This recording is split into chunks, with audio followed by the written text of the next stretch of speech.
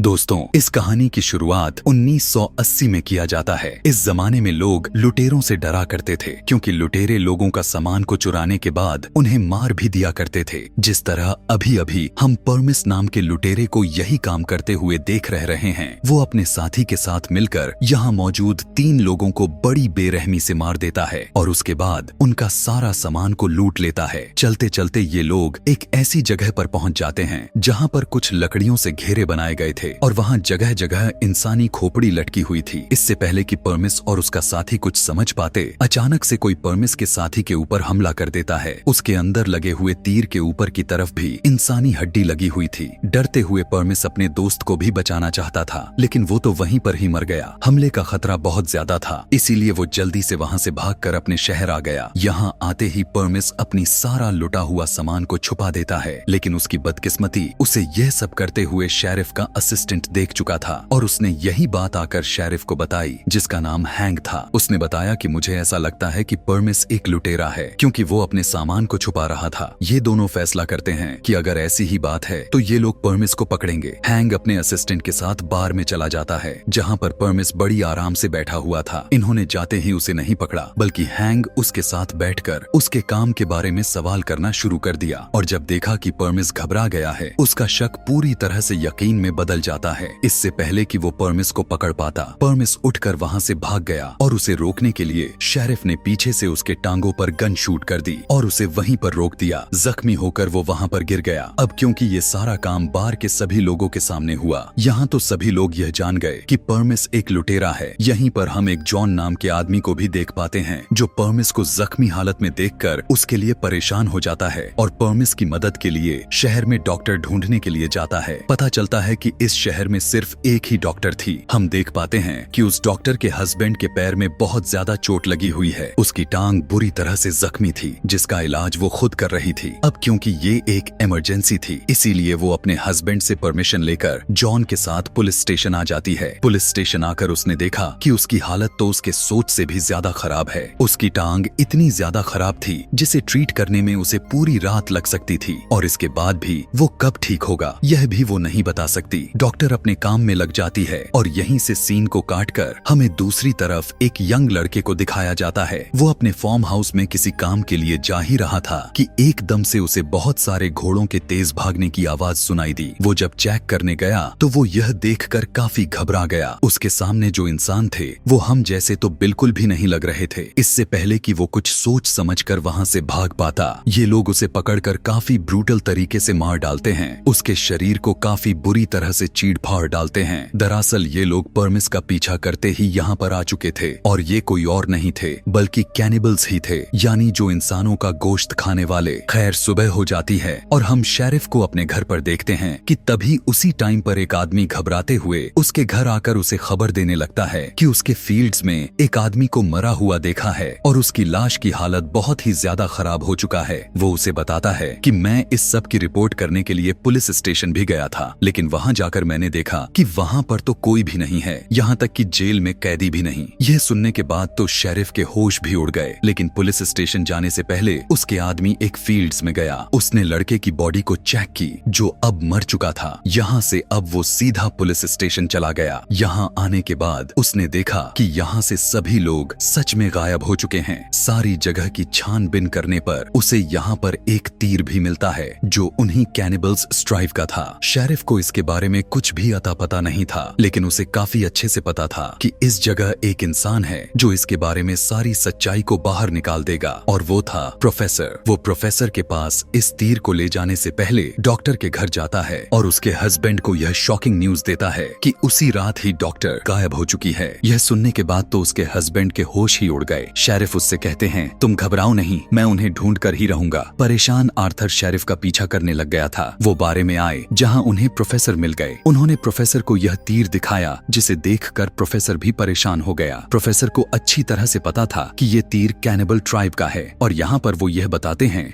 वो इंसानों को ही पकड़कर मारकर खा जाते हैं। जो भी उनके पास जाता है जिंदा वापस नहीं आ पाता। और उस ट्राइब के लोग यहाँ के लोगों को अगर पकड़कर ले भी गए थे तो इसका मतलब था कि उनका पूरा टाउन ही खतरे में आ चुका है। पहले वो इन सभी लोगों को मारकर खाएंगे और उसके बाद अपने शिकार के लिए बार बार इस टाउन में आएंगे। यह सुनने के बाद सभी लोग डर गए। डॉक्टर के हस्बैंड को तो सिर्फ अपनी वाइफ की फिक्र पड़ी थी। वो किसी भी हाल में अपनी वाइफ को बचाना चाहता था, इसीलिए वो शेरिफ के साथ उसके मिशन पर चलने के लिए डिसाइड कर लेता है। जिस मिशन में ये सभी लोग टाउन के लोगों को बचाने के लिए उस ट्राइब वाले जगह पर जाने वाले थे। अपने घोड़ों पर बैठकर सभी लोग निकल लेते हैं। चलते चलते रात हो गई। ये लोग थक भी गए थे और ये सभी अब यहाँ पर सोने के लिए डिसाइड कर लेते हैं। जॉन को इस तरह से सफर करने का काफी आइडिया था। ये लोग जहाँ सो रहे थे वहाँ उसके इर्द गिर्द एक वायर लगा देते हैं ताकि अगर कोई भी उनके पास या उस वायर को लांघने की कोशिश की तो उसकी आवाज से ये लोग जाग सके। रात में ये वायर बजती तो है लेकिन वहाँ जानवर के अलावा कोई भी नहीं दिख रहा था। यहाँ तक तो इनका सफर काफी शांत रहता है और अगली सुबह ये लोग अपने सफर को दोबारा से शुरू कर देते हैं और देखने को मिलता है कि डॉक्टर का हस्बैंड जिसका टांग पहले ही खराब हो चुकी थी उसकी टांग का जख्म और भी बिगड़ने लग गया था। उसके पैर में इन्फेक्शन होने लग गए थे और उसे बहुत ज्यादा दर्द हो रहा था। शेरिफ उससे कहा भी था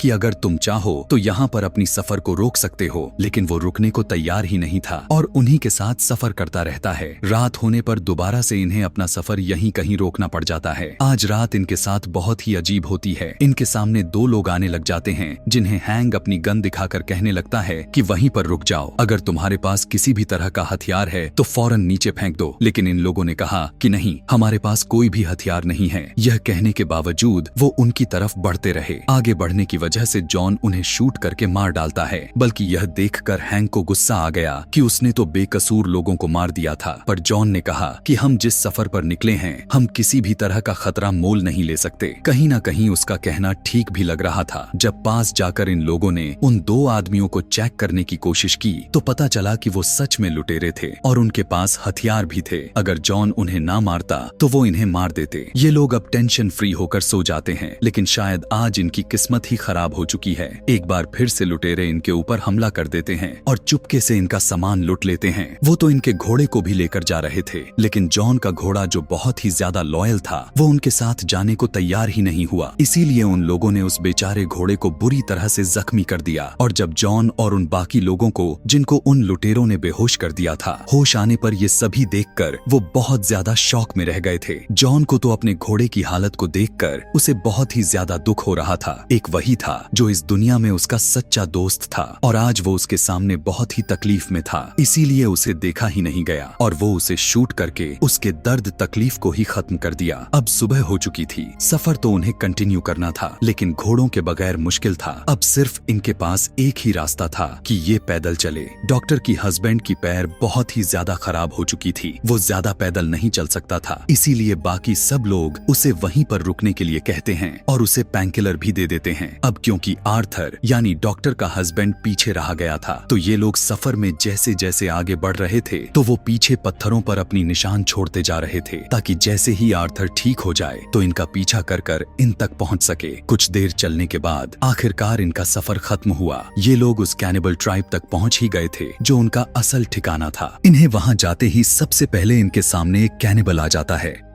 जिसे हैंग अपनी बंदूक से शूट करके उसे मार डालता है। गोली की आवाज को सुनकर और भी कैनिबल्स उसके तरफ आ जाते हैं और अपने अजीबोगरीब हथियारों से इनके ऊपर हमला करना शुरू कर देते हैं। इन अजीब हथियार के साथ तो उन लोगों को सही से लड़ना भी नहीं आ रहा था। यहाँ पर जॉन बहुत ही ज्यादा जख्मी हो चुका था। जॉन की हालात अब ऐसी नहीं रही थी कि वो इनसे लड़ सके, इसीलिए शेरिफ और उनका साथी जॉन को वहाँ पर छोड़कर और उसकी सुरक्षा के लिए उसे एक गन भी दे देते हैं। देखने को मिलता है कि जॉन बहुत ज्यादा बहादुर था। अपने मरने से पहले भी उसने अपने सामने आने वाले 3 कैनिबल्स को शूट करके मार डाला और आखिर में फिर वो खुद भी मर गया। यहाँ शेरिफ और उसका साथी जो चालाकी से कैनिबल ट्राइब जो केव के अंदर जाने वाले थे वो उन्हीं के हाथों पकड़े गए। वो उन दोनों को ले जाकर एक जेल में बंद कर देते हैं जहाँ सामने वाले जेल में बाकी लोग भी कैद थे, लेकिन ये लोग सिर्फ 2 ही थे। शेरिफ पूछने लगता है कि परमिस कहाँ है, तो डॉक्टर ने बताया उसे तो ये कैनिबल्स मारकर खा चुके हैं और अब बस हम 2 दो ही हैं जो बचे हुए हैं। यह बात सुनकर शेरिफ और उसके साथी दोनों घबरा गए। इतनी ही देर में यहाँ पर एक कैनिबल आया और अपनी अजीब सी सीटी से उसने यहाँ सभी को बुला लिया, जिसके बाद उसने एक आदमी को जेल से बाहर निकाला और उसके कपड़े उतारे और दो और कैनिबल्स उसकी दोनों टांगों को पकड़कर काफी बेदर्दी से बीच से ही चीर फाड़ दिया। इस भयानक मंजर को देखकर ये लोग घबरा जाते हैं। इन्हें कुछ भी समझ में नहीं आ रहा था कि ये अब क्या करें, लेकिन फिर भी शेरिफ को उम्मीद थी कि आर्थर यानी डॉक्टर का हस्बैंड उन्हें बचाने के लिए जरूर आएगा। डॉक्टर ने पूछा कि आर्थर कहाँ है, तो शेरिफ ने उसे बताया कि वो भी तुझे बचाने के लिए हमारे साथ ही आ रहा था, लेकिन उसकी टांग का जख्म बहुत ही ज्यादा बिगड़ जाने की वजह से हम उसे रास्ते में ही छोड़ आए। यह सुनकर डॉक्टर गुस्से से पागल हो गई थी और इन पर चिल्लाने लग गई। तुम उसके साथ ऐसा कैसे कर सकते हो? इतनी खतरनाक जगह पर तुम उसे कैसे छोड़ सकते हो? शेरिफ उसे समझाता है कि हमें इस टाइम लड़ना नहीं चाहिए। शेरिफ उससे पूछता है कि यहाँ पर कितने कैनिबल्स हैं, तो डॉक्टर बताती है यहाँ 15 से 12 कैनिबल्स हैं। अब क्योंकि हम देख चुके थे कि 3 कैनिबल्स को तो बाहर जॉन ही मार चुका था, तो बाकी यहाँ पर रह गए थे लगभग 12। अब अपने आप को यहाँ से छुड़ाने के लिए ये लोग प्लान बनाते हैं। शेरिफ के पास एक वाइन थी जिसके अंदर ये लोग जहर मिला देते हैं और उसके लिए आपस में ही लड़ने लग जाते हैं। कैनिबल्स जैसे ही यह देखते हैं तो उन्हें लगता है कि ये वाइन नहीं बल्कि कोई कीमती चीज है, इसीलिए वो उनसे छीन कर पी लेते हैं। इस टाइम इस वाइन को 3 कैनिबल्स ने पिया था, जिसे पीते ही ये तीनों मर गए। यहाँ पर शेरिफ का काम प्लान कर चुका था। सीन को काटकर अब हमें आर्थर को दिखाया जाता है, जो किसी तरह रेंगते हुए